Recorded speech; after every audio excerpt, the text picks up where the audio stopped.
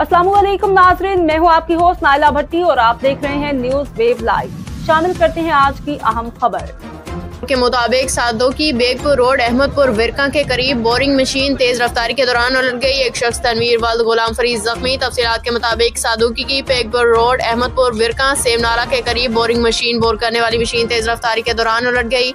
Patrolling check post Ahmadpur विरका के SI Rana मरातब Ali अपनी team के हमरा मौका पर पहुंच गए और 1122 की टीम और मुकामी लोगों के पहुंचे की वजह से जख्मी तनवीर वल्द गुलाम फरीद को मशीन के नीचे से निकाला। रेस्क्यू 1122 वालों ने जख्मी तनवीर वल्द गुलाम फरीद THQ अस्पताल का मुंतकिल कर दिया।